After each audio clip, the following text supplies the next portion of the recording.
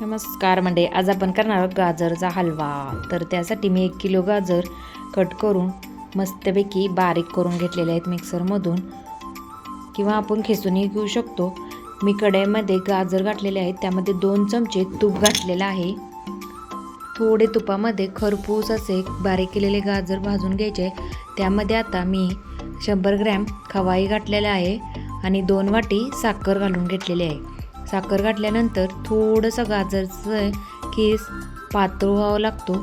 पातळ झाल्यानंतर त्यामध्येच आपल्याला शिजवून घ्यायचं आहे. यामध्ये आपण बाकी काही घालणार नाही, फक्त पाण्यामध्ये साखरेच्या शिजवून घेणार आहोत.